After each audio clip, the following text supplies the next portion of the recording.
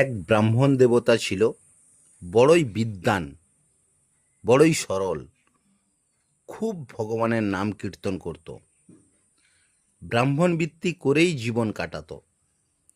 ওনার ঘরে গো সেবা করার জন্য এক রাখাল বালক ছিল।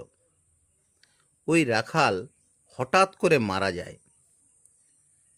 জোয়ান ছেলে হঠাৎ মারা যাওয়াতে ব্রাহ্মণের খুবই দুঃখ হলো। খুব ভালো ছেলে ছিল, হঠাৎ করে বেচারা মারা গেল। গো সেবা করত। একদিন ব্রাহ্মণ পণ্ডিত নিজের ঘরে নিজের কক্ষে বসেছিল, ভজন সাধন করছিল। জানালা দরওয়াজা বন্ধ ছিল। হঠাৎ করে রাখাল ছেলেকে দেখতে পেল। ব্রাহ্মণ খুবই আশ্চর্য হলো। ঠান্ডার সময় আমি রুমের জানালা ও দরজা ভিতর থেকে বন্ধ করে রেখেছি। এই রাখাল বালক মারা গেছে 2-1 বছর হয়েছে। এই জোয়ান ছেলে সশরীরে ব্রাহ্মণের সামনে দেখা দিল। ব্রাহ্মণের সমস্ত শরীর লোম খাড়া হয়ে গেল। রাখাল বালক বলল, আপনি ভয় পাবেন না, আমি আপনার অমুক নামবালা সেবক।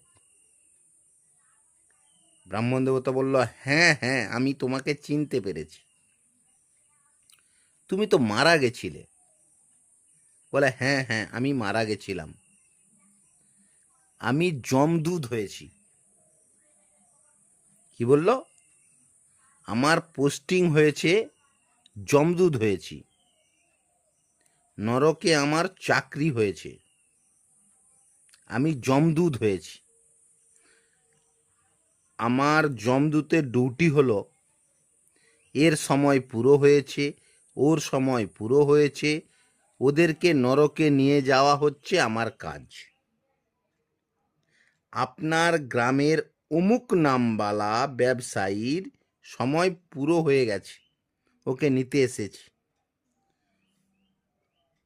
ব্রাহ্মণ পণ্ডিত বললেন, ওকে নিতে এসেছো মানে?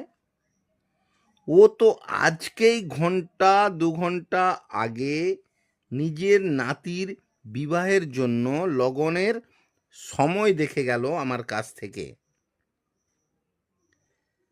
আমার নাতির বিবাহের জন্য ভালো সময় ঠিক করে দিন। আমি জন্ম ঠিকুজি কুষ্টি দেখে সময় ঠিক করে দিলাম। যমদূত বলল, আপনি বললে কি হবে?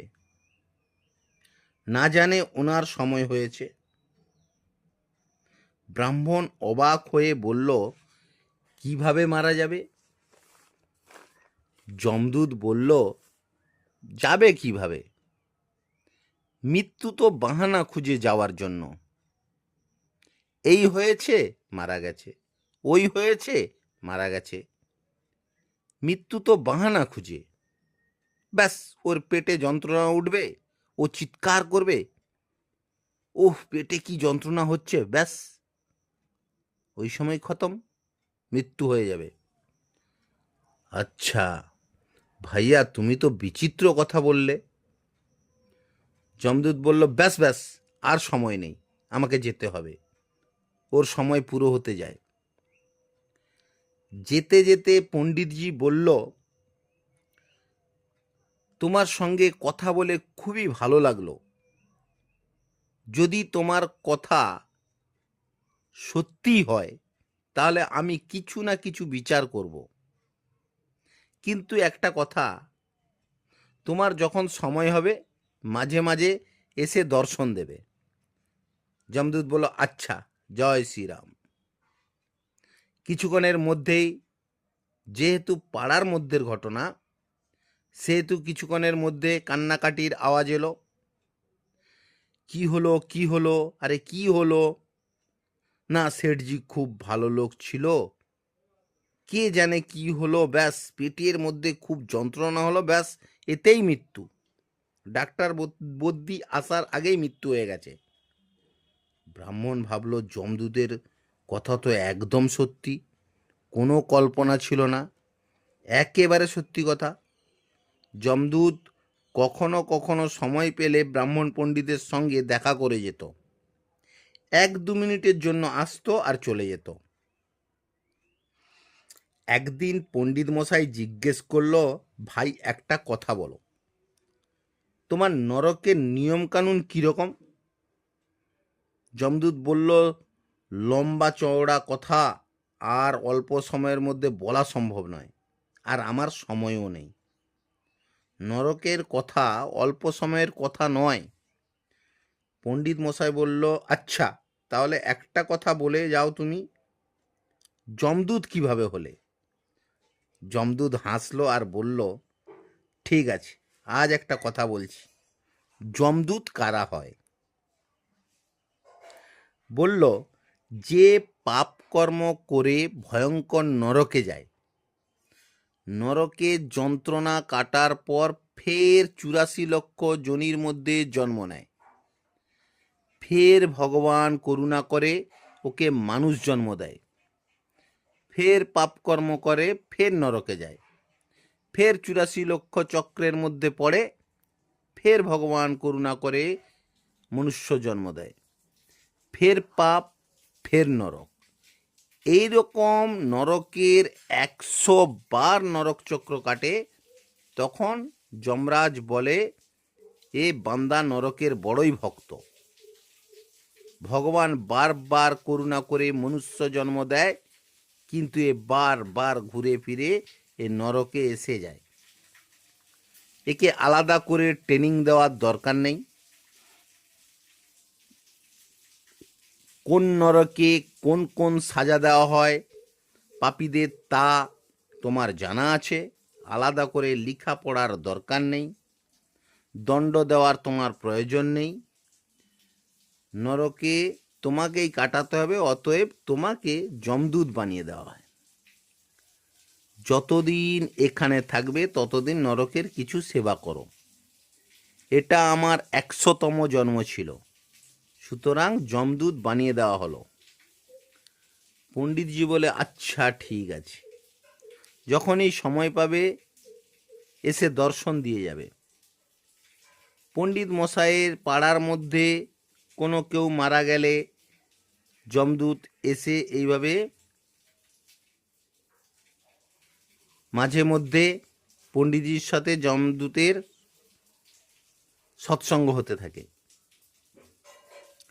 নেক্সট বার যখন যমদূতের সঙ্গে যখন দেখা হলো, তখন পণ্ডিত মশাই জিজ্ঞেস করলো, নরক যন্ত্রণা তো খুবই ভয়ঙ্কর, কিন্তু এ ভয়ঙ্কর যন্ত্রণা থেকে বাঁচার কি কোনো উপায় আছে? যমদূত বলল, হ্যাঁ, বাঁচার তো উপায় আছে।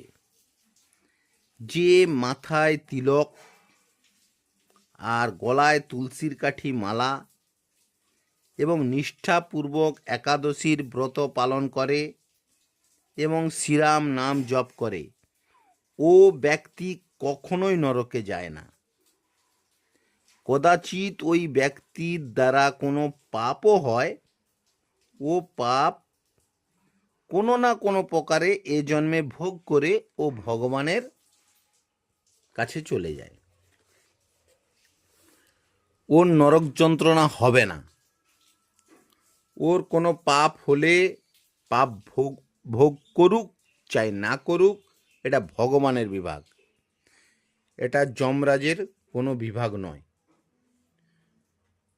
নরকে এর কোনো বিচার নেই। পণ্ডিত মশাই বলল, ভাই তোমার কথা খুব সুন্দর, আমি এখানে প্রচার করব এবং স্বয়ং তিলককণ্ঠী ধারণ করব। এইভাবে মাঝে মাঝে এসো। একবার ফের এলো। পণ্ডিতজি বলল, ভাইয়া একটা কথা,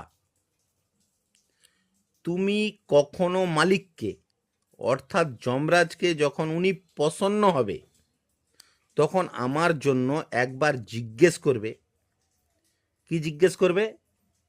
আমার গ্রামের পণ্ডিত মশাই আছে, ও বেঁচে থাকা অবস্থায় স্বর্গ নরক দেখতে চায়, কৃপা করে ওকে দেখিয়ে দেবেন। কেন?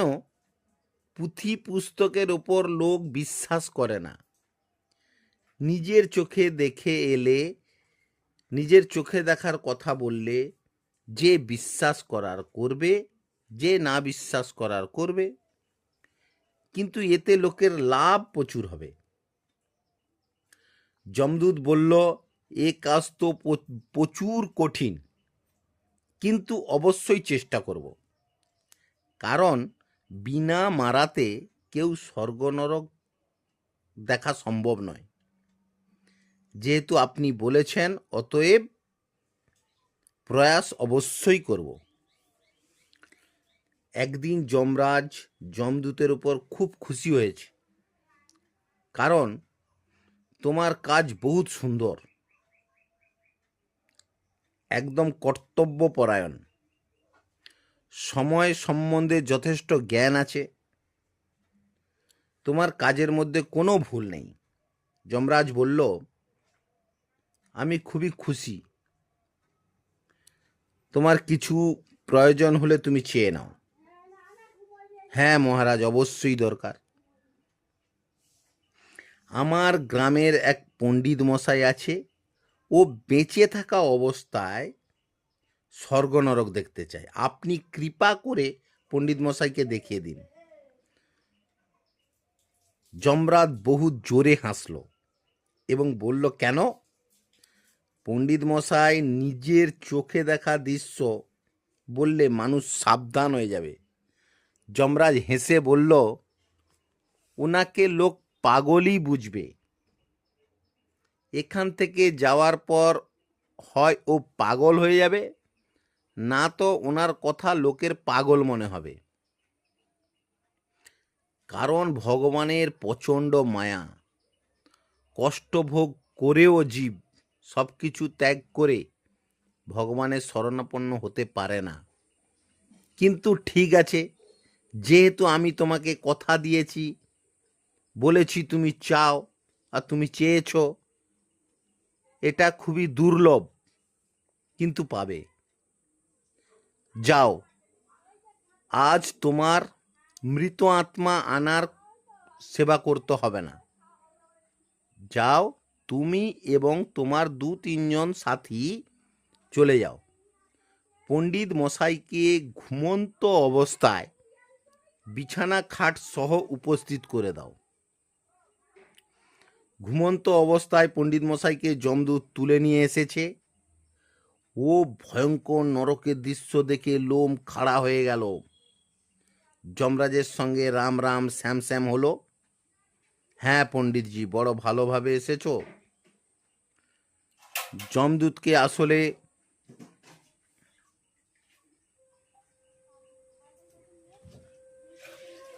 যমদূতদেরকে আদেশ করলো, যাও পণ্ডিত মশাইকে নরকের দৃশ্য দেখাও। পণ্ডিত মশাই নরকে ঘুরতে লাগলেন। এবার পণ্ডিত মশাই এখানকার কষ্ট দেখতে দেখতে পাগল হয়ে যায় অবস্থা।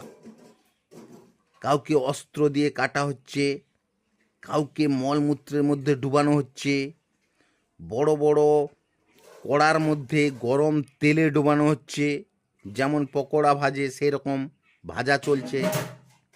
অস্ত্র দিয়ে টুকরো টুকরো শরীরকে কাটা হচ্ছে, কিন্তু নরকে মরে না, কারণ এটা ভোগ শরীর। কষ্ট এরকমই হবে, এইভাবেই ভুগবে। প্রচণ্ড গরম পাত্রের উপর দিয়ে হাঁটতে, এই অবস্থা দেখে পণ্ডিত ঘাবড়ে গেল। পণ্ডিত মশাই বলল, এমন কিছু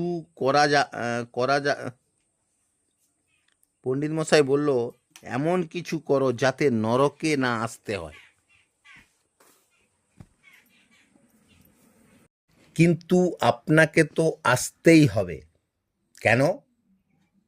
যে কারুর ধনসম্পত্তি মেরে নেয়, হিসাব কিতাব বাকি রেখে দেয়, ওনাকে এর ফল মেটানোর জন্য এ নরকে আসতেই হবে। পণ্ডিতজি বলল, আমি তো কারুর ধনসম্পত্তি মারিনি। তোমাদের গ্রামে এক চর্মকার ছিল, যার পয়সা তুমি দাওনি। চর্মকারের কাছে তুমি জুতো তৈরি করেছিলে, যার পয়সা তুমি দাওনি। 2 পয়সা তুমি বাকি রেখেছিলে, কিন্তু ও চাওয়ার পরও তুমি দাওনি। ওনার ইমানদারি 2 পয়সা তুমি দাওনি, সেই জন্য লোভবশত 2 পয়সা তুমি দাওনি। এই 2 পয়সা মারার জন্য তোমাকে এখানে আসতেই হবে। পণ্ডিতজি বলল, ভাই ও কি এখানেই আছে? বলে, হ্যাঁ, ও নরকেই কষ্ট পাচ্ছে। আমাকে ওনার কাছে নিয়ে চলো, হিসাব কিতাব এখানেই চুক্তি হয়ে গেলে খুবই ভালো হয়। ওখানে গেল। চর্মকার বলল, পণ্ডিতজি, এখানে কোনো ভারতীয় মুদ্রার লেনদেন হয় না, এবং আপনি নিয়েও আসেননি, এবং এখানে চলেও না। এখানে তোমাকে আসতেই হবে।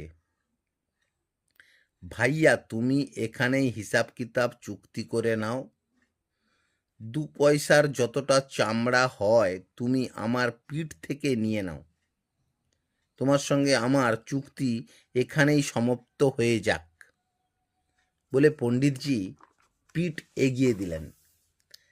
কাঠছিলার মেশিনের মতো একটা অস্ত্র দিয়ে 2 পয়সার মাপে 1 হাত চামড়া পিঠ থেকে চেঁচে তুলে নিল। পণ্ডিতজির খুব কষ্ট হলো, রক্ত বেরালো, কিন্তু নরকের যন্ত্রণা বা কষ্টের থেকে পণ্ডিতজির কষ্ট কিছুই না। পণ্ডিতজি বলল, আমাকে নিয়ে চলো, আমি আর দেখব না। যমদূতরা বলল, এখনো 28 প্রকার নরক বাকি আছে। পণ্ডিতজি বলল, না না, আর দেখব না, আমাকে স্বর্গে নিয়ে চলো।